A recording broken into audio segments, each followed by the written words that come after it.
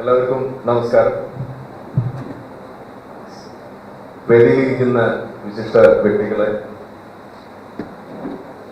മുന്നിലും ഒക്കെ ആയിട്ട് തടിച്ചുകൂടിയിട്ടുള്ള പ്രിയപ്പെട്ട സുഹൃത്തുക്കളെ, ഇതിന്റെ സംഘാടകര് എല്ലാവർക്കും ഒരു നമസ്കാരം പറഞ്ഞുകൊണ്ട് നേരെ വിഷയത്തിലേക്ക് കടക്കാമെന്നാണ് വിചാരിക്കുന്നത്.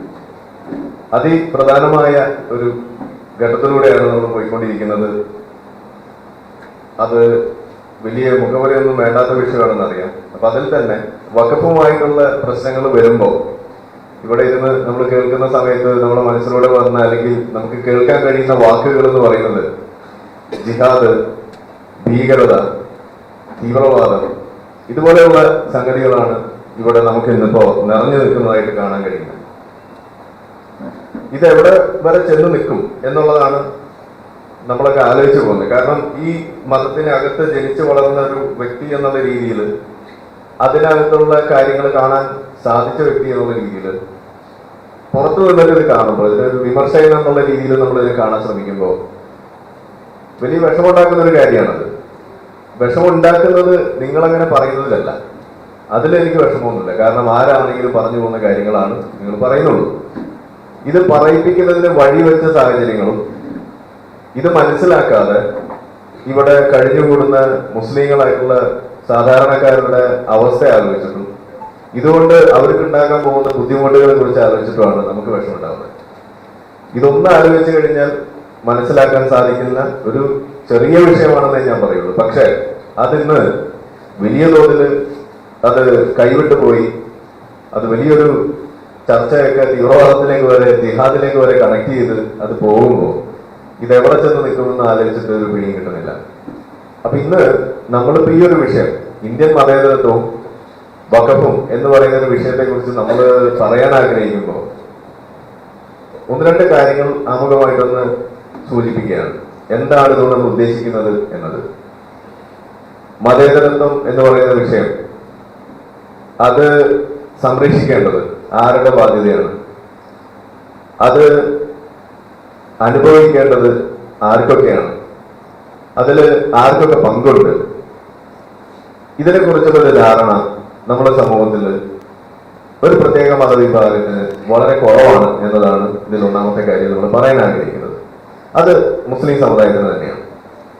അവരെ സംബന്ധിച്ചിടത്തോളം അതൊരു ടേക്കൺ ഫോർ ഗ്രാൻഡഡ് എന്ന് പറയുന്ന ഒരു ലെവലിലാണ് ഈ മതേതരത്വം എന്ന് പറയുന്ന വിഷയം നിലനിൽക്കുന്നത് എന്ന് ആ മതത്തിനകത്ത് ജനിച്ചു വളർന്ന വ്യക്തി എന്നുള്ള രീതിയിൽ എനിക്ക് ഉറപ്പിച്ചു പറയാൻ കഴിയുന്ന കാര്യമാണ്. അത് തിരുത്തപ്പെടണം. അതെങ്ങനെ തിരുത്തപ്പെടും? അത് ആ വിശ്വാസികളുടെ മാത്രം പ്രശ്നമാണോ? അല്ല. അവർക്ക് അത് തിരിച്ചറിഞ്ഞ് അതിനകത്ത് സ്റ്റെപ്സ് എടുക്കാനുള്ള വഴികളിവിടെ ഉണ്ടായിരിക്കെ അത് തടയുന്നതാരാണ്? അത് തടയുന്നത് പലപ്പോഴും നമ്മുടെ ഇവിടുത്തെ രാഷ്ട്രീയ നേതൃത്വങ്ങളാണ്. ആ രാഷ്ട്രീയ നേതൃത്വം എന്ന് പറയുന്നതിൽ പ്രധാന പങ്ക്, ഇപ്പൊ വഖഫിന്റെ വിഷയമൊക്കെ വരുമ്പോൾ അതിനകത്ത് വലിയ പങ്ക് വഹിച്ചിരിക്കുന്നത് കോൺഗ്രസ് തന്നെയാണ്. കൂടാതെ നമ്മളിവിടുത്തെ ഇടതുപക്ഷമാണ്. ഇവർ രണ്ടുപേരും കൂടി ചെയ്തു വെക്കുന്ന പ്രശ്നങ്ങൾ, അതിന്റെ മറുവാദങ്ങൾ ഉയരുമ്പോൾ ആ മറുവാദങ്ങൾ മാത്രം പൊക്കി കാണിച്ചുകൊണ്ട് ജനാധിപത്യം തകരുന്നേ, മതേതരത്വം തകരുന്നേ എന്ന് പറഞ്ഞ് നിലവിളിക്കുന്ന ഒരവസ്ഥ കൂടി കാണുമ്പോൾ ഇത് വീണ്ടും പരിഹരിക്കപ്പെടാത്ത ഒരു വിഷയമായിട്ട് മാറാനുള്ള സാധ്യത വർദ്ധിക്കുന്നു എന്നതും കൂടിയാണ് നമുക്കിവിടെ കാണാൻ കഴിയുന്നത്. ഫലത്തിൽ ഇന്ത്യൻ മുസ്ലിങ്ങളുടെ അവസ്ഥ പ്രത്യേകിച്ചും ഒരു വലിയ ഒരു ബുദ്ധിമുട്ടിലേക്ക്, മതേതരത്വം എന്ന് പറയുന്ന വിഷയം അത് ഒരു സൈഡ് വലിവോടുകൂടി പോകുന്ന ഒരവസ്ഥയിലേക്ക്, പെർമനന്റ് ആയിട്ട് മാറുന്ന ഒരവസ്ഥയിലേക്ക് നമ്മൾ പറയും. ചില രോഗികളൊക്കെ കിടപ്പിലായി പോകുന്നതിനെ കുറിച്ച് നമ്മൾ പറയാറുണ്ട്, അല്ലേ? തളർവാദം പിടിച്ചു അല്ലെങ്കിൽ സ്ട്രോക്ക് വന്നതൊക്കെ കിടപ്പിലായ ആളുകളെ കുറിച്ച് നമ്മൾ പറയാറുണ്ട്. പ്രത്യേകിച്ച് ഹോപ്പൊന്നും ഉണ്ടാവില്ല. അതിന് മരണം വരെ എങ്ങനെ കിടക്കാം എന്ന് പറഞ്ഞാൽ എങ്ങനെയായിരിക്കും നമ്മളതിനെ മനസ്സിലാക്കുക? നമുക്ക് അതുകൊണ്ട് പ്രത്യേകിച്ച് സന്തോഷമൊന്നും ഉണ്ടാവില്ലല്ലോ. അതൊരു ബുദ്ധിമുട്ടായിട്ടാണ് നമുക്ക് ഫീൽ ചെയ്യാം. അതിലൊരു ഹോപ്പ് എന്ന് പറയുന്ന ഒരു സാധനമില്ല. ആ നിലയിലേക്ക് മതേതരത്വത്തെ സ്ട്രോക്ക് വന്ന നിലയിൽ, പക്ഷാഘാതം പിടിച്ച നിലയിൽ കിടന്നു പോകുന്ന ഒരു രോഗിയുടെ ഒരു അവസ്ഥയിലേക്ക് മതേതരത്വത്തെ തള്ളിവിടുന്ന ഒരു അവസ്ഥയും കൂടിയാണ് ഇവിടെ നമുക്ക് കാണാൻ കഴിയുക. ഇതിനെ നേരെ ആക്കാൻ പറ്റുമോ? ആക്കാൻ പറ്റും. എങ്ങനെ ആക്കാൻ പറ്റും? അതിനാണ് നമ്മൾ ഈ ചർച്ചകളൊക്കെ നടത്തുന്നത്. അവിടെ നമ്മൾ ചില കാര്യങ്ങൾ പറയേണ്ടതായിട്ട് വരും. അതിലേക്ക് നേരെ കിടക്കുകയാണെങ്കിൽ, മതേതരത്വം എന്ന് പറയുന്ന ഒരു വിഷയം വരുമ്പോൾ ഇന്ത്യയിലെ മതേതരത്വം അതൊരു ഇന്ത്യൻ മതേതരത്വം എന്ന് തന്നെ പറഞ്ഞുകൊണ്ട് അതൊരു പ്രത്യേക ഒരു സംഗതിയാണ് എന്നാണ് പലപ്പോഴും പറഞ്ഞു വെക്കാറുള്ളത്. ഒരു പരിധി വരെ അത് ശരിയാണ്. എങ്ങനെയാന്ന് വെച്ചാൽ, ഇപ്പോ മതേതരത്വം എന്ന് നമ്മളൊരു അമേരിക്കക്കാരുടെ അടുത്ത് പറഞ്ഞാൽ അവരെ സംബന്ധിച്ചിടത്തോളം മതേതരത്വം എന്ന് പറഞ്ഞു കഴിഞ്ഞാൽ ഒരൊറ്റ ഡെഫിനിഷനാണ്. അത് separation of religion from state. മതവും രാഷ്ട്രവും രാഷ്ട്രഭരണവും ഇത് തമ്മിൽ വേർതിരിക്കുക, അത് തമ്മിൽ ഒരു ഒരു ഒരു മതിൽ പണിതുകൊണ്ട് തമ്മിൽ ബന്ധിപ്പിക്കാതിരിക്കുക, ഒരു തരത്തിൽ കണക്ട് ചെയ്യാതിരിക്കുക. മതം മതത്തിന്റെ വഴിക്ക് പോവുക, ഭരണം ഭരണത്തിന്റെ വഴിക്ക് പോവുക. ഇതാണ് ഒരു ആഗോളതലത്തിൽ സെക്യുലറിസം എന്ന് പറയുന്ന ഒരു വിഷയം ഉയർത്തിവെക്കുന്നത്. ഇന്ത്യയിലേക്ക് വരുമ്പോൾ കോടതികൾ പലതവണ പല കേസുകളിലും അതിനെ ആ രീതിയിൽ തന്നെ നിരീക്ഷിച്ചിട്ടുണ്ട്, ഒരു സംശയമില്ല. പക്ഷേ ഒരു ഇന്ത്യൻ മതേതരത്വം എന്ന് പറയുന്നതിൽ ഒരു ഇന്ത്യൻ ഒരു ഒരു ആംഗിൾ കൂടി അതിനുണ്ട്. ആ ആംഗിൾ എന്താണ്? ആ ആംഗിൾ എന്ന് പറയുന്നത് പലപ്പോഴും നിങ്ങൾ കേട്ടിട്ടുണ്ടാവും, സർവ്വമത അല്ലെങ്കിൽ സർവ്വധർമ്മ സമഭാവന എന്ന് പറയുന്നൊരു ആംഗിളാണ് അതിലേക്ക് കൊണ്ടുവരുന്നത്. എല്ലാ മതങ്ങളെയും ഒരേപോലെ ട്രീറ്റ് ചെയ്യുക, ഒരു equal treatment of all religion എന്ന് പറയുന്ന ഒരു കൺസെപ്റ്റ്, ഒരു ഇക്വാലിറ്റി. ഇതാണ് നമ്മൾക്ക് ഇന്ത്യൻ മതേതരത്വം എന്ന് പറയുമ്പോൾ അവിടെ എടുത്തു പറയാവുന്ന ഒരു കാര്യം. ഒരു വ്യത്യാസം അത് മാത്രമാണ്. ഈ ഒരു കൺസെപ്റ്റ് വരുന്നതിൽ കോൺഗ്രസിനും അതുപോലെ അന്ന് ആ സ്വാതന്ത്ര്യ സമര കാലത്തും നമ്മുടെ കോൺസ്റ്റിറ്റ്യൂഷൻ ഉണ്ടാകുന്ന കാലഘട്ടങ്ങളിലും അന്നുണ്ടായിരുന്ന ആളുകൾക്കൊക്കെ തുല്യ പങ്കുണ്ട്. ഗാന്ധിജിക്ക് വലിയ പങ്കുണ്ടെന്ന് തന്നെ വേണമെങ്കിൽ നമുക്ക് പറയാം. പക്ഷെ അവിടെ ഒരു പ്രശ്നം വന്നു. എന്താണ് ആ പ്രശ്നം? ഈ ഇക്വാലിറ്റി എൻഷുർ ചെയ്യാൻ വേണ്ടിയിട്ട്, ന്യൂട്രാലിറ്റി കാണിക്കാൻ വേണ്ടിയിട്ട് ഇറങ്ങി തിരിച്ചപ്പോൾ അവിടെയാണ് ഈ പക്ഷാഘാതം വന്നത്. ആ പക്ഷാഘാതം എന്ന് പറയുന്നത് അത് ഒരു പ്രധാനപ്പെട്ട സംഗതിയുടെ എക്സ്പെൻസിലാണ് അത് സംഭവിച്ചത്. അത് എന്താണ്? ഇക്വാലിറ്റി എന്ന് പറയുന്ന ഒരു വിഷയം, ന്യൂട്രാലിറ്റിക്ക് വേണ്ടിയിട്ട് നമ്മൾ ഇറങ്ങി തിരിച്ചപ്പോൾ അവിടെ പലപ്പോഴും ഉണ്ടായി വന്നത് ഇനീക്വാലിറ്റിയാണ് ഉണ്ടായി വന്നത്. ചില മതങ്ങൾക്ക് പ്രത്യേകിച്ച് ചില പരിഗണന കിട്ടുന്ന അവസ്ഥ, ചില മതങ്ങൾ അതിലെ വിശ്വാസികൾ അവർക്ക് ചില കാര്യങ്ങൾ തടയപ്പെടുന്നതിൽ വലിയ തെറ്റൊന്നുമില്ല എന്ന് പറയുന്ന ഒരവസ്ഥ അതുകൊണ്ട് ഉണ്ടാകുന്നു. അത് ഭാവിയിൽ പിന്നീട് എന്തുണ്ടാക്കി? പലപ്പോഴും ആ ഒരു ഭൂരിപക്ഷം എന്ന് പറയുന്ന മതം, ഇപ്പൊ നമ്മൾ പറയുകയാണെങ്കിൽ നിങ്ങളുടെ ആ ഒരു ഹിന്ദു ഐഡന്റിറ്റിയിൽ വരുന്ന ആ മതം, അവരുടെ ഇടയിൽ പലപ്പോഴും വലിയ തോതിലുള്ള ഒരു റിസെന്റ്മെന്റ്, ഒരു അനിഷ്ടം അതുണ്ടാകും. ഇതാണ് ഇതിന്റെ ഒരു കോഴ്സ് ഓഫ് ആക്ഷൻ നമ്മൾ പറയുകയാണെങ്കിൽ നമുക്ക് കാണാൻ കഴിയും. എന്തിനു വേണ്ടിയിട്ടാണ് ഇതൊക്കെ ഉണ്ടായതെന്നുള്ളതാണ് ഇവിടുത്തെ തമാശ. ഇത് ന്യൂട്രാലിറ്റി കീപ്പ് ചെയ്യാൻ വേണ്ടി തുടങ്ങിയതാണ്. മൈനോറിറ്റികൾക്ക് കൂടുതൽ സപ്പോർട്ട് കൊടുക്കണം എന്ന് പറഞ്ഞ് തുടങ്ങിയതാണ്. പക്ഷെ ഫലത്തിൽ ഉണ്ടായത് ഇനീക്വാലിറ്റിയാണ്. മൈനോറിറ്റികളുടെ അവസ്ഥയിൽ വല്ല മാറ്റം വന്നോ? അതുകൊണ്ട് അവർക്ക് പ്രത്യേകിച്ച് എന്തെങ്കിലും ഗുണം ഉണ്ടായോ? അതുമില്ല.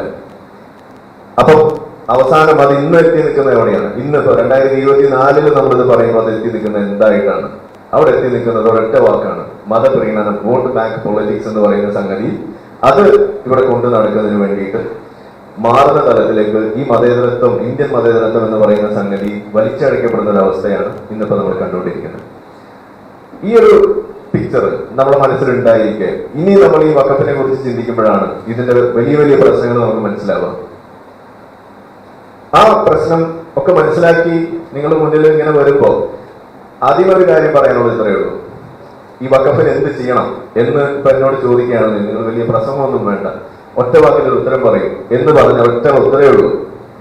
വഖഫ് നിരോധിക്കണം, അബോളിഷ് ചെയ്യണം. അതിന് യാതൊരു തർക്കവുമില്ല. എന്തുകൊണ്ട് എന്നതാണ് ഇനി നമ്മൾ പറയാം.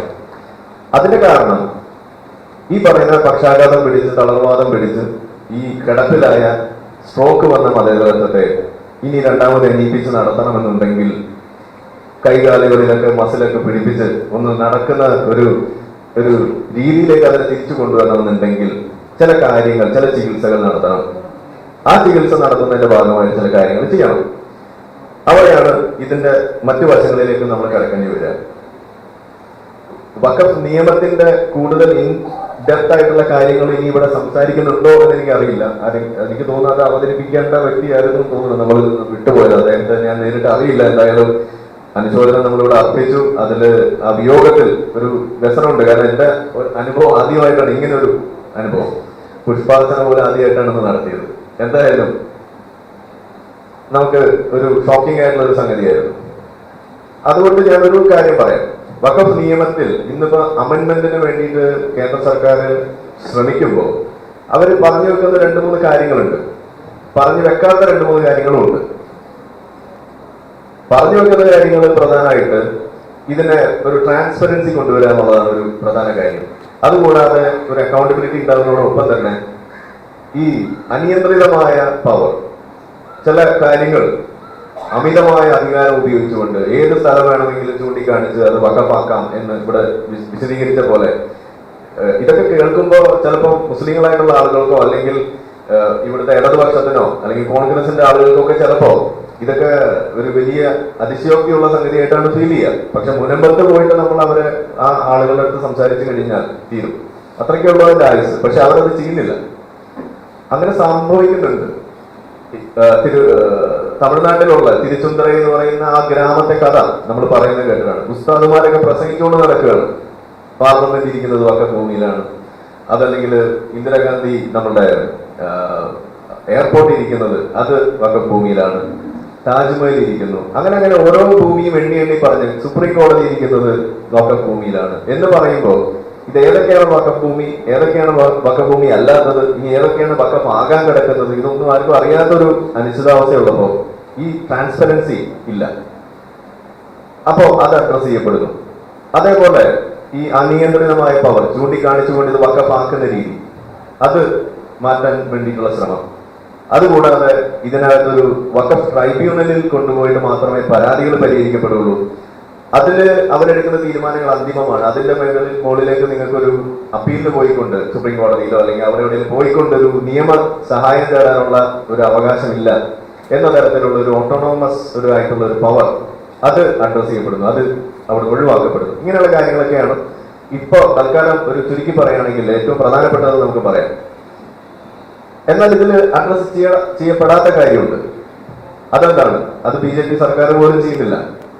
Once a Waqf always a Waqf എന്ന് പറയുന്ന ഒരു രീതി തികച്ചും തെറ്റായിട്ടുള്ള ഒരു ആശയമാണ്. ഞാൻ എപ്പോഴും ആലോചിക്കുകയാണ്, ഇത്രമാത്രം മുസ്ലിം വിരുദ്ധരാണ് അല്ലെങ്കിൽ ഇതുപോലുള്ള കാര്യങ്ങൾക്കൊക്കെ കച്ചകെട്ടി ഇറങ്ങുന്നവരാണ് BJP എന്ന് പറഞ്ഞിരിക്കെ തന്നെ എന്തുകൊണ്ട് ഈ ഒരു നിയമത്തെ മാറ്റുന്നില്ല എന്ന് എനിക്ക് എത്ര ആലോചിച്ചും മനസ്സിലാവുന്നില്ല. കാരണം വേറെ ഒന്നും ചെയ്തില്ലെങ്കിലും ആദ്യം ചെയ്യേണ്ട സാധനമാണിത്. കാരണം ഒരു രാജ്യത്തും ഇസ്ലാമിക രാജ്യത്ത് പോലും അങ്ങനെയില്ല. അതാണ് നമ്മൾ ആലോചിക്കേണ്ടത്. Once a Waqf always a Waqf എന്ന് പറയുന്ന ഒരു പോളിസി ഇസ്ലാമിക രാജ്യത്ത് പോലും അവർ പ്രാവർത്തികമാക്കുന്നില്ല എന്നുള്ളതാണ്. നമ്മുടെ രാജ്യത്ത്, മതേതര രാജ്യത്ത്, ജനാധിപത്യ രാജ്യത്ത് മതഭേദമന്യ ആളുകൾക്ക് ഒരു equality in front of the law എന്ന് പറയുന്ന ഒരു സംഗതി ഉള്ള സമയത്ത് ഇതുപോലുള്ള കാര്യങ്ങൾ വെക്കുന്ന ഒരവസ്ഥ. അവിടെ അറബ് ലോകം, ഇപ്പോ സൗദി അറേബ്യ നമ്മൾ എടുക്കാം, അല്ലെങ്കിൽ UAE നമ്മൾ എടുക്കാം, അല്ലെങ്കിൽ ഇന്തോനേഷ്യ പോലെയുള്ള ഒരു ഹൈബ്രിഡ് സ്ഥലങ്ങൾ നമ്മൾ എടുക്കാം. ജനാധിപത്യമുണ്ട്, ഇസ്ലാമിക നിയമങ്ങളുമുണ്ട്. ഇവിടെയൊക്കെ എങ്ങനെയാണ് ഇത് നടക്കുന്നത്? അവിടെ നമുക്ക് കാണാം അവിടെയുള്ള സ്ഥലങ്ങളിൽ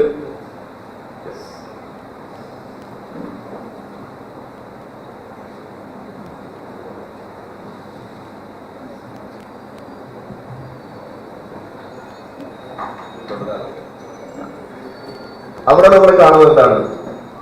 ഒരു സ്റ്റേറ്റ് കൺട്രോൾ വേഴ്സസ് ഒരു സ്റ്റേറ്റ് സ്പോൺസർ എന്ന് പറയുന്ന ഒരു വ്യത്യാസമാണ് അവിടെ നമുക്ക് കാണാൻ കഴിയുക. UAE പോയി കഴിഞ്ഞാൽ അവിടെ ഉണ്ട് വഖഫ് ബോർഡ് ഉണ്ട്. അത് അവിടുത്തെ ഇസ്ലാമിക ഭരണവുമാണ്, അവിടുത്തെ നിയമവും അത് തന്നെയാണ്. ശരിയ നിയമവും ആയതുകൊണ്ട് രണ്ടും ഒരാൾ തന്നെയാണ് കൈകാര്യം ചെയ്യുന്നത്. അവിടുത്തെ ഒരു അതോറിറ്റി, ഇസ്ലാമിക് അഫയേഴ്സ് അതോറിറ്റി എന്നൊക്കെ പറയുന്ന പോലെ ഒരു അതോറിറ്റിയാണ് അത് കൈകാര്യം ചെയ്യുന്നത്. അവരുടെ കീഴിലാണ് ഈ പറയുന്ന വഖഫ് കാര്യങ്ങൾ കൈകാര്യം ചെയ്യുന്നത്. അതുകൊണ്ട് തന്നെ അവിടെ രണ്ട് കാര്യങ്ങളില്ല.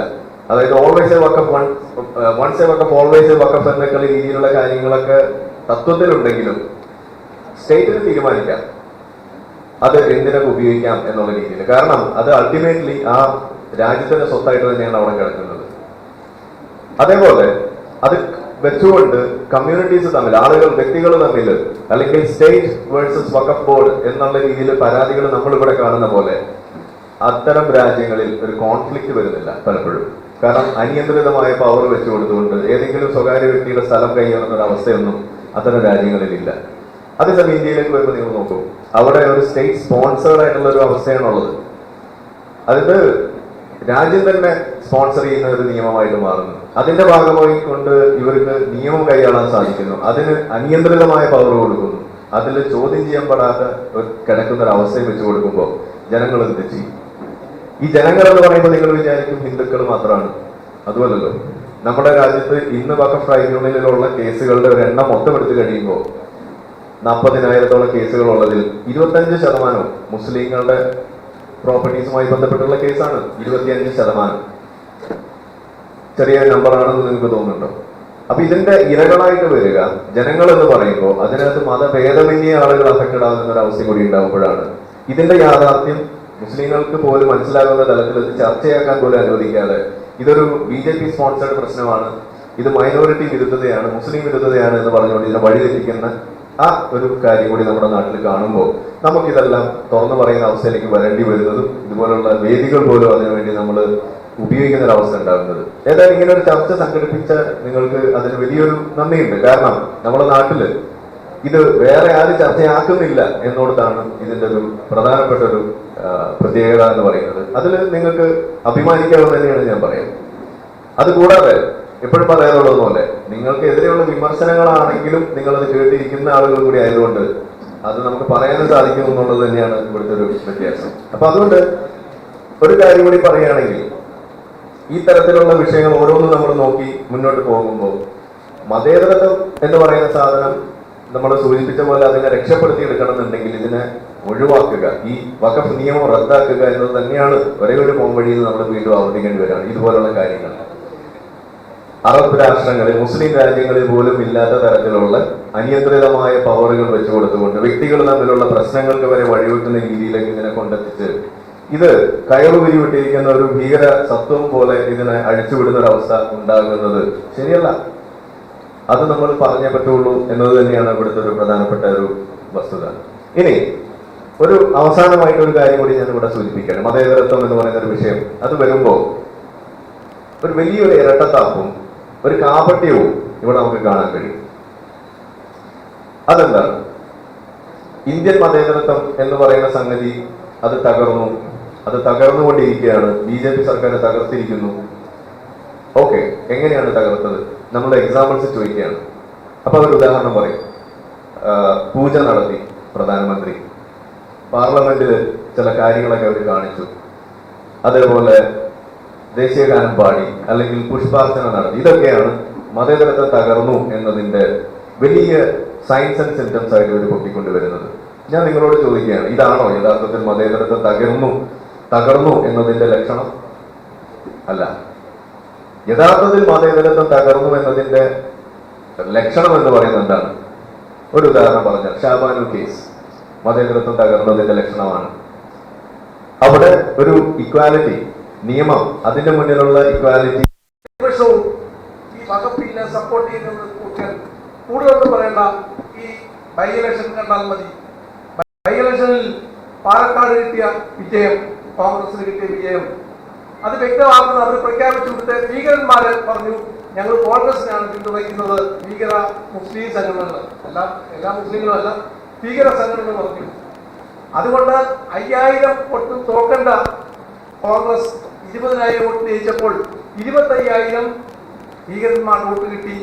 ആ വോട്ടിന് വേണ്ടിയാണ് അവർ പറഞ്ഞു കഴിഞ്ഞ പോലെ പിണറായി വിജയനെ ഞങ്ങളെ ജയിപ്പിച്ചത്, അതുകൊണ്ട് അടുത്ത പോലെ ഞങ്ങൾ കോൺഗ്രസിനെ ജയിപ്പിക്കാൻ തീരുമാനിച്ചു.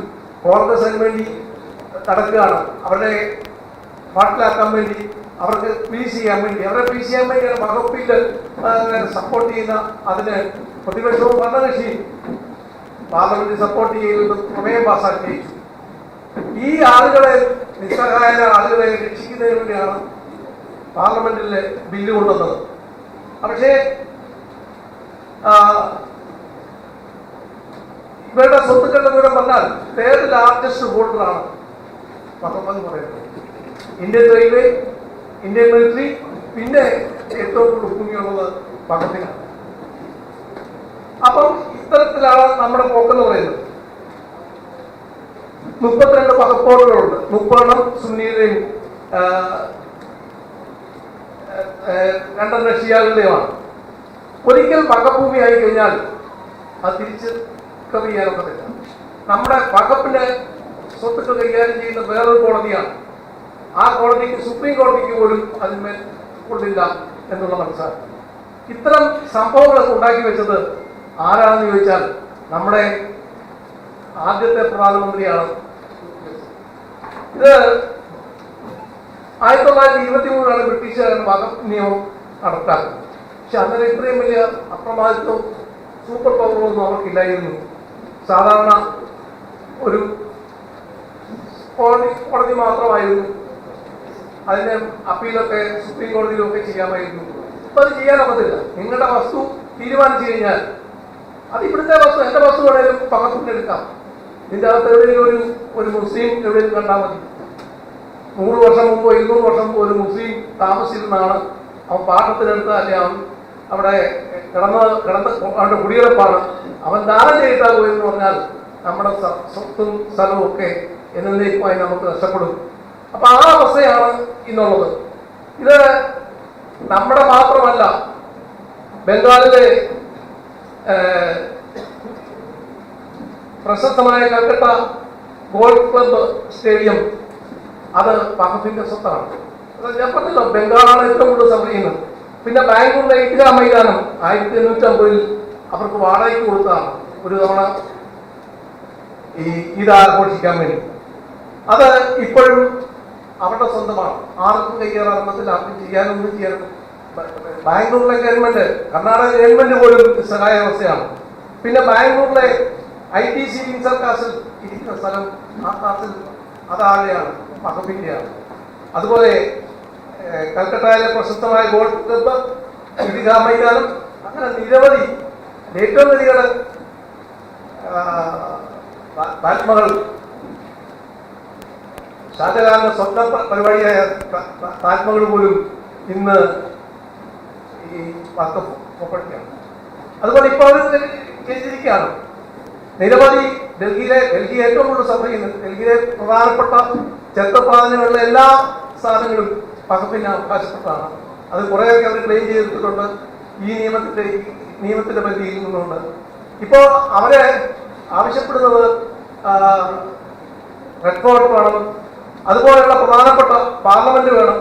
നമ്മുടെ പാർലമെന്റ്, പഴയ പാർലമെന്റ്, പുതിയ പഴയ പാർലമെന്റ്, ആ പുതിയ പാർലമെന്റ് നാളെ ക്ലെയിം ചെയ്യാം.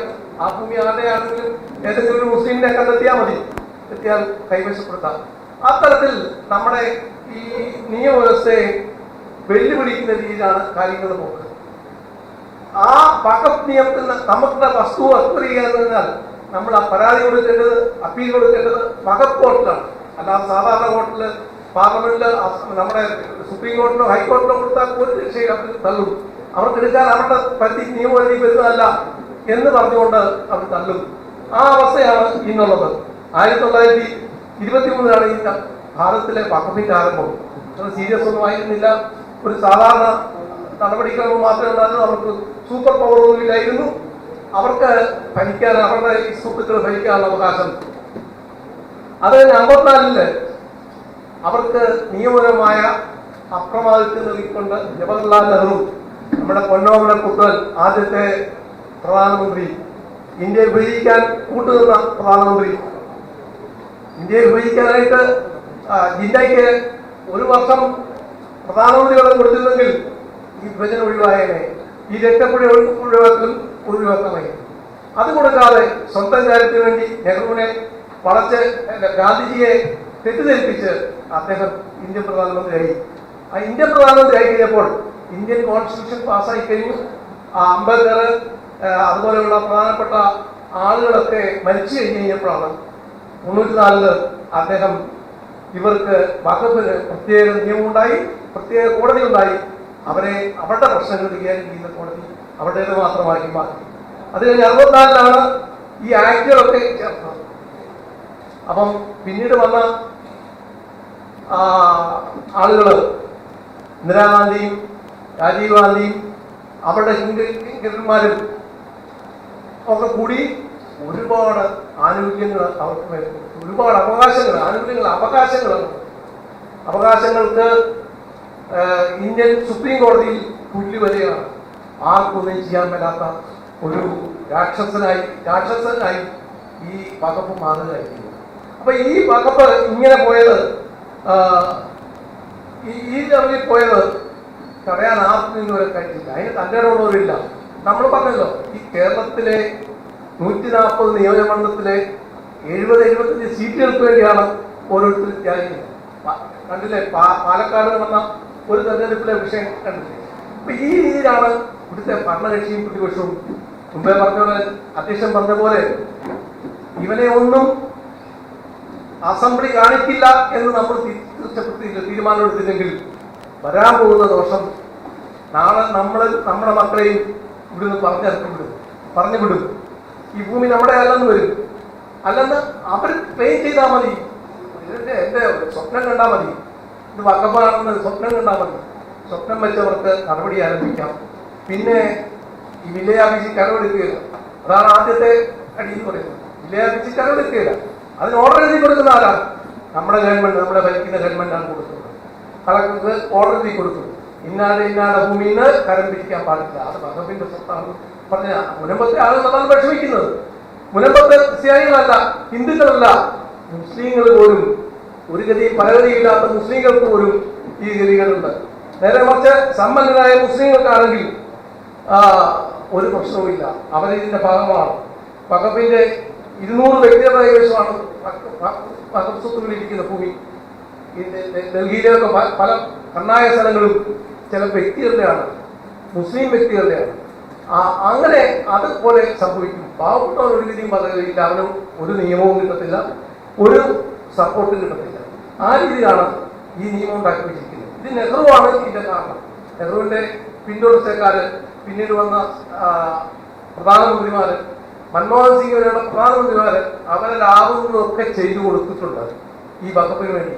അടുത്ത കാലത്ത് കണ്ടില്ലേ, നമ്മുടെ ഇവിടെ വന്ന് ആ ഒരു മഹതി, വയനാട്ടിൽ നിന്നും മഹതി, അവിടെ മുസ്ലിം ഭീകരന്മാരുടെ ഒട്ടാശക്കാരിയാണ്, മുസ്ലിം ഭീകരന്മാരാണ് അവിടെ പുറകിൽ നിൽക്കുന്നത്. അപ്പൊ അതാണ് അവസ്ഥ. നമ്മൾ തിരിച്ചറിയണം. ഇത് തിരിച്ചറിഞ്ഞില്ലെങ്കിൽ നാളെ നമ്മൾ ഇവിടുന്ന് ഔട്ടാകും. ഈ ഭൂമിയിൽ നിന്ന് നമ്മുടെ സ്വന്തം, നമ്മുടെ അച്ഛന മുത്തച്ഛന്മാര്, അമ്മമാര്, വല്യമ്മമാരൊക്കെ ഉണ്ടാക്കി അവരധ്വാനിച്ച് ഉണ്ടാക്കിയ ഭൂമിയിൽ നിന്നാണ് നമ്മളെ പറഞ്ഞു വിടുന്നത്. നിഷ്കരണം പറഞ്ഞു വിടാനുള്ള അവകാശം. എവിടാണ് മുനമ്പത്ത് മോസ്കരിക്കുന്നത്? എവിടാണ് ഇമ്പോർട്ടൻ്റ് ആയിട്ടുള്ള ഭരണാധിപന്മാരെ വെച്ച സ്ഥലങ്ങൾ ഇരിക്കുന്നത്? ഒന്നുമില്ല. അത് ഹിന്ദു രാജാവിന്റെ കയ്യിലായിരുന്നു മുനമ്പും ഒക്കെ ഇരുന്നത്. പക്ഷെ അവരെ ക്ലെയിം ചെയ്യാണ്, എൻ്റെ ഉപ്പാപ്പയ്ക്ക് ആനയുണ്ടായിരുന്നു പറഞ്ഞ പോലെ, ബഷീർ പറയുന്ന പോലെ. ഇത് എൻ്റെ ഉപ്പാപ്പ അവിടെ കൂടെ പോയതാണ്, അല്ലെ എൻ്റെ ഉപ്പാപ്പ അവിടെ വന്ന് സംബന്ധം, രാത്രി നിന്ന് ഇവിടെ സംബന്ധമായതാണ്. അപ്പൊ അവരാണ് അവർക്ക് അവരുടെ സ്വത്തുക്കൾ മുഴുവൻ നമുക്ക് അവകാശപ്പെട്ടതാണ് എന്ന് പറഞ്ഞുകൊണ്ട് ആണ് കാര്യങ്ങൾ പോകുന്നത്. അപ്പൊ ഈ രീതിയിൽ പോകാൻ അനുവദിക്കരുത്. അതിന് ആളുകളെ ബോധവൽക്കരിക്കണം, നന്നായിട്ട് ബോധവൽക്കരിക്കണം. അത് ഞാൻ ആരിഫൊക്കെ ആരിഫാനൊക്കെ അതുപോലെ പ്രഗത്ഭരായ ആളുകൾ ഇതേപ്പറ്റി പറയാനുണ്ട്. ശങ്കർറാമുണ്ട്, ബിജുവുണ്ട്. ഞാൻ നീട്ടിക്കൊണ്ടു പോകുന്നില്ല, ഞാൻ അവിടെ കിട്ടുന്ന അവസരം മോഷ്ടിക്കുന്നില്ല. അതുകൊണ്ട് ഈ ബാംഗ്ലൂരിലെ ഇജാ മൈതാനത്തിന്റെ, ഇതിഹാസ് മൈതാനത്തിന്റെ അത് ഒരിക്കൽ അവർക്ക് കൊടുത്തതാണ് 1850. അതിനുശേഷം അതിന് സ്വത്താവകാശമാണ്. നമ്മളെ ഇവിടെയൊക്കെ ഈ ഇതിഹാസ് നടത്താൻ വേണ്ടി നമ്മളെ ഈ നെഹ്റു സ്റ്റേഡിയം കൊടുക്കുന്നതാണ്. നാളെ അവർ അവകാശപ്പെടുകയാണ് 1987 ഞങ്ങൾ ഈ ഇതിഹാസം നടത്തിയതാണ്, ഞങ്ങളുടെ സ്വത്താണ് എന്ന് പറഞ്ഞാൽ ബേക്കർ സ്കൂളിൽ കൊടുക്കാറുണ്ട്. അവരോട് ഞാൻ പറയുകയാണ്, നാളെ അപകടത്തിൽ ചാടുന്നത് കൊടുത്തു കഴിഞ്ഞു കഴിഞ്ഞാൽ അവർ പറയാം ബേക്കർ കോമ്പൗണ്ട് ഞങ്ങളുടെയാണെന്ന് പറഞ്ഞു കഴിഞ്ഞു കഴിഞ്ഞാൽ കൊടുത്തേ ഒക്കെയുള്ളൂ. ഇതാണ് അവസ്ഥ എന്ന് പറയുന്നത്.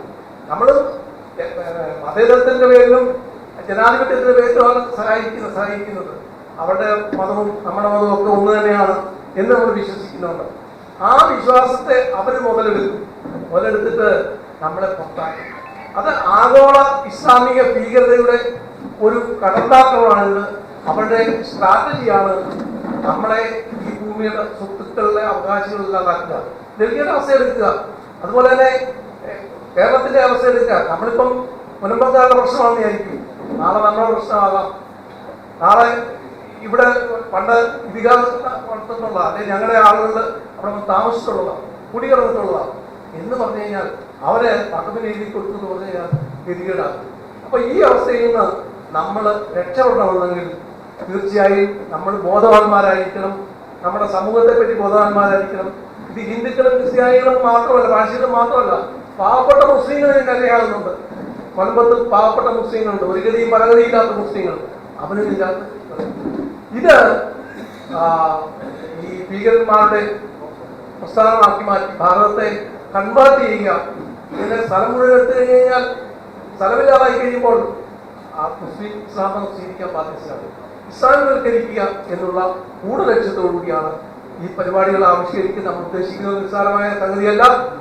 അത് നമുക്ക് ഇന്ത്യൻ ജനാധിപത്യ വ്യവസ്ഥയിൽ നമുക്ക് അടുത്ത വേള വോട്ട് ചെയ്യുമ്പോൾ നമ്മളെ ഇവന്മാരെ ഒന്നും അസംബ്ലിയിലേക്ക് അയക്കില്ല എന്ന് പറയുമ്പോൾ നാളെ അവരും പ്ലേറ്റ് മാറ്റി വെക്കും. നാളെ നമ്മളോടൊപ്പം കൂടും. അപ്പം നമ്മൾ നിഷ്ക്രിയരായിരിക്കുന്നതുകൊണ്ടാണ് അവരിതൊക്കെ ചെയ്യുന്നത്. ഇത്രയും പറഞ്ഞുകൊണ്ട് ഞാൻ എൻ്റെ വാക്കുകൾ എനിക്ക് 10 മിനിറ്റ് അറിഞ്ഞിരിക്കുന്നത്. ആ 10 മിനിറ്റ് കഴിഞ്ഞു. എൻ്റെ വാക്കുകൾ ഉപസംഹരിക്കുന്നു. നന്ദി, നമസ്കാരം.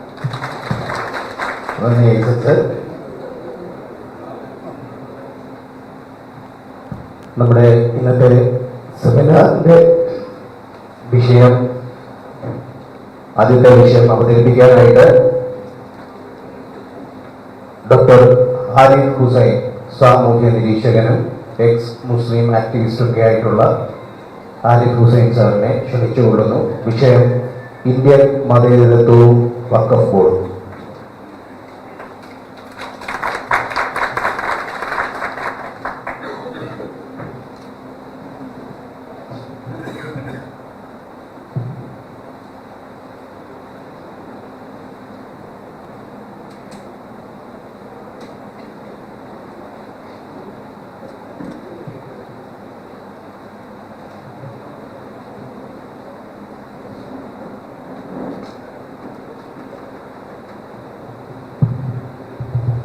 ഓക്കെ,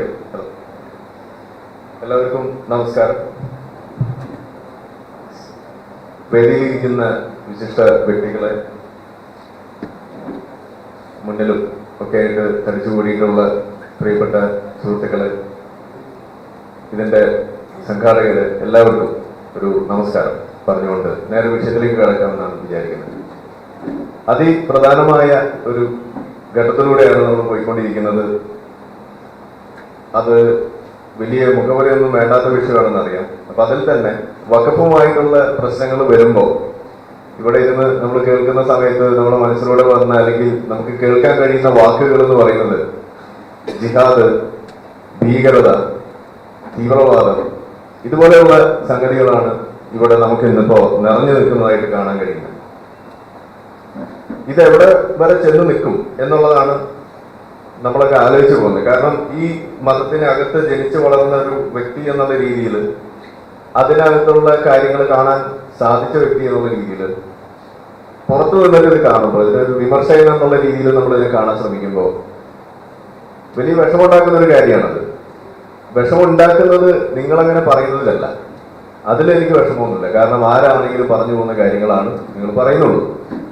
ഇത് പറയിപ്പിക്കുന്നതിന് വഴിവെച്ച സാഹചര്യങ്ങളും ഇത് മനസ്സിലാക്കാതെ ഇവിടെ കഴിഞ്ഞുകൂടുന്ന മുസ്ലിങ്ങളായിട്ടുള്ള സാധാരണക്കാരുടെ അവസ്ഥ ആലോചിച്ചിട്ടും ഇതുകൊണ്ട് അവർക്ക് ഉണ്ടാകാൻ പോകുന്ന ബുദ്ധിമുട്ടുകളെ കുറിച്ച് ആലോചിച്ചിട്ടുമാണ് നമുക്ക് വിഷമുണ്ടാവുന്നത്.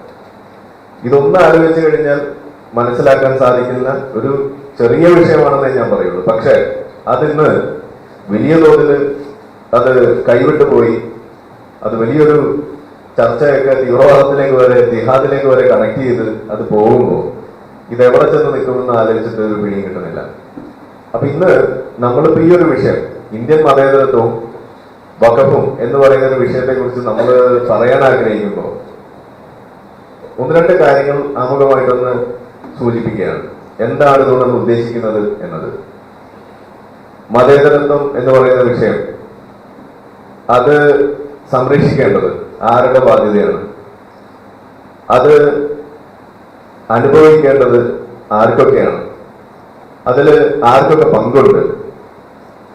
ഇതിനെ കുറിച്ചുള്ള ധാരണ നമ്മുടെ സമൂഹത്തിൽ ഒരു പ്രത്യേക മതവിഭാഗത്തിന് വളരെ കുറവാണ് എന്നതാണ് ഇതിൽ ഒന്നാമത്തെ കാര്യം നമ്മൾ പറയാൻ ആഗ്രഹിക്കുന്നത്. അത് മുസ്ലിം സമുദായത്തിന് തന്നെയാണ്.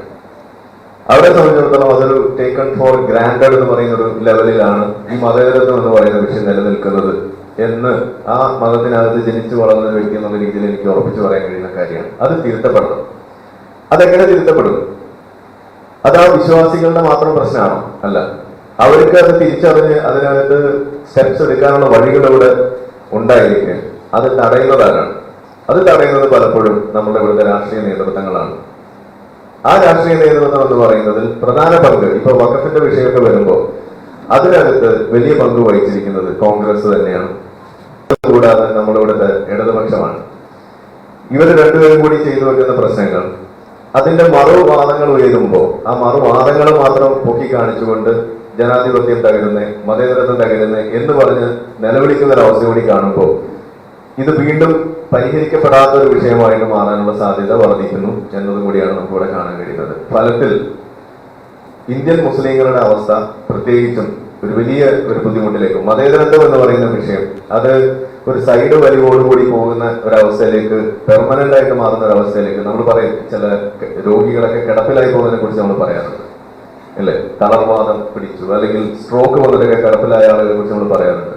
പ്രത്യേകിച്ച് ഹോപ്പൊന്നും ഉണ്ടാവില്ല. അതിന് മരണം വരെ എങ്ങനെ കിടക്കാം എന്ന് പറഞ്ഞാൽ എങ്ങനെയായിരിക്കും നമ്മളതിനെ മനസ്സിലാക്കുക? നമുക്ക് അതുകൊണ്ട് പ്രത്യേകിച്ച് സന്തോഷമൊന്നും ഉണ്ടാവില്ലല്ലോ. അതൊരു ബുദ്ധിമുട്ടായിട്ടാണ് നമുക്ക് ഫീൽ ചെയ്യുക. അതിലൊരു ഹോപ്പ് എന്ന് പറയുന്ന ഒരു സാധനമില്ല. ആ നിലയിലേക്ക് മതേതരത്വത്തെ സ്ട്രോക്ക് വന്ന നിലയിൽ പക്ഷാഘാതം പിടിച്ച നിലയിൽ കിടന്നു പോകുന്ന ഒരു രോഗിയുടെ ഒരു അവസ്ഥയിലേക്ക് മതേതരത്വത്തെ തള്ളിവിടുന്ന ഒരു അവസ്ഥയും കൂടിയാണ് ഇവിടെ നമുക്ക് കാണാൻ കഴിയുക. ഇതിനെ നേരെ ആക്കാൻ പറ്റുമോ? ആക്കാൻ പറ്റും. എങ്ങനെ ആക്കാൻ പറ്റും?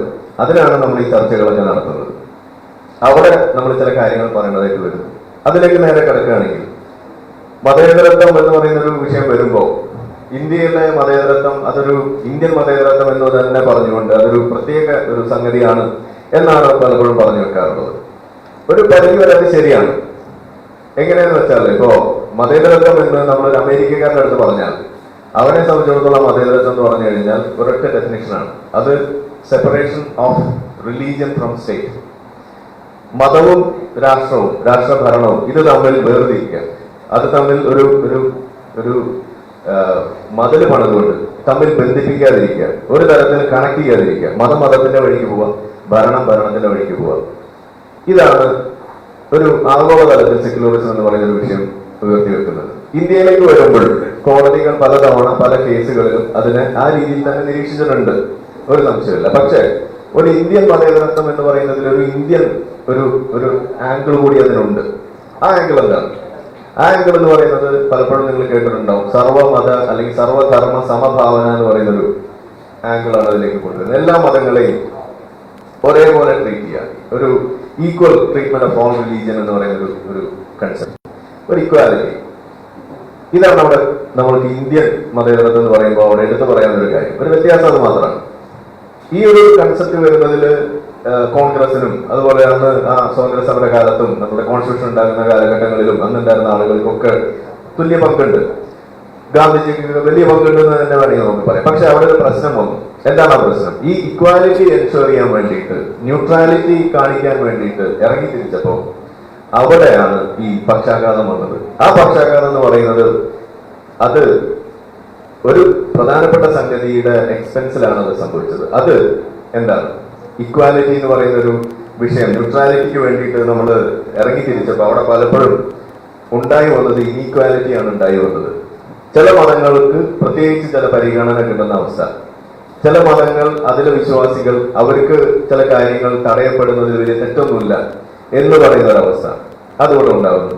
അത് ഭാവിയിൽ പിന്നീട് എന്തുണ്ടാക്കി? പലപ്പോഴും ആ ഒരു ഭൂരിപക്ഷം എന്ന് പറയുന്ന മതം, ഇപ്പൊ നമ്മൾ പറയുകയാണെങ്കിൽ നിങ്ങളുടെ ആ ഒരു ഹിന്ദു ഐഡന്റിറ്റിയിൽ വരുന്ന ആ മതം, അവരുടെ ഇടയിൽ പലപ്പോഴും വലിയ തോതിലുള്ള ഒരു റിസെന്റ്മെന്റ്, ഒരു അനിഷ്ടം അതുണ്ടാകും. ഇതാണ് ഇതിന്റെ ഒരു കോഴ്സ് ഓഫ് ആക്ഷൻ നമ്മൾ പറയുകയാണെങ്കിൽ നമുക്ക് കാണാൻ കഴിയും. എന്തിനു വേണ്ടിയിട്ടാണ് ഇതൊക്കെ ഉണ്ടായത് എന്നുള്ളതാണ് ഇവിടുത്തെ തമാശ. ഇത് ന്യൂട്രാലിറ്റി കീപ്പ് ചെയ്യാൻ വേണ്ടി തുടങ്ങിയതാണ്. മൈനോറിറ്റികൾക്ക് കൂടുതൽ സപ്പോർട്ട് കൊടുക്കണം എന്ന് പറഞ്ഞ് തുടങ്ങിയതാണ്. പക്ഷെ ഫലത്തിൽ ഉണ്ടായത് ഇനീക്വാലിറ്റിയാണ്. മൈനോറിറ്റികളുടെ അവസ്ഥയിൽ വല്ല മാറ്റം വന്നോ? അതുകൊണ്ട് അവർക്ക് പ്രത്യേകിച്ച് എന്തെങ്കിലും ഗുണം ഉണ്ടായോ? അതുമില്ല. അപ്പം അവസാനം അത് ഇന്ന് എത്തി നിൽക്കുന്ന എവിടെയാണ്? ഇന്നിപ്പോ 2024 നമ്മളിത് പറയുമ്പോൾ അത് എത്തി നിൽക്കുന്നത് എന്തായിട്ടാണ്? അവിടെ എത്തി നിൽക്കുന്നത് ഒരൊറ്റ വാക്കാണ്, മതപ്രീണനം, വോട്ട് ബാങ്ക് പൊളിറ്റിക്സ് എന്ന് പറയുന്ന സംഗതി. അത് ഇവിടെ കൊണ്ടു നടക്കുന്നതിന് വേണ്ടിയിട്ട് മാറുന്ന തലത്തിലേക്ക് ഈ മതേതരത്വം, ഇന്ത്യൻ മതേതരത്വം എന്ന് പറയുന്ന സംഗതി വലിച്ചടക്കപ്പെടുന്ന ഒരു അവസ്ഥയാണ് ഇന്നിപ്പോ നമ്മൾ കണ്ടുകൊണ്ടിരിക്കുന്നത്. ഈ ഒരു പിക്ചർ നമ്മുടെ മനസ്സിലുണ്ടായിരിക്കെ ഇനി നമ്മൾ ഈ വഖഫിനെ കുറിച്ച് ചിന്തിക്കുമ്പോഴാണ് ഇതിന്റെ വലിയ വലിയ പ്രശ്നങ്ങൾ നമുക്ക് മനസ്സിലാവുക. ആ പ്രശ്നം ഒക്കെ മനസ്സിലാക്കി നിങ്ങളുടെ മുന്നിൽ ഇങ്ങനെ വരുമ്പോ ആദ്യം ഒരു കാര്യം പറയാനുള്ളത് ഇത്രയേ ഉള്ളൂ. ഈ വഖഫിന് എന്ത് ചെയ്യണം എന്ന് ഇപ്പൊ എന്നോട് ചോദിക്കുകയാണെങ്കിൽ നിങ്ങൾ വലിയ പ്രസംഗമൊന്നും വേണ്ട, ഒറ്റ വാക്കിൽ ഉത്തരം പറയും എന്ന് പറഞ്ഞ ഒറ്റ ഉത്തരവേ ഉള്ളൂ.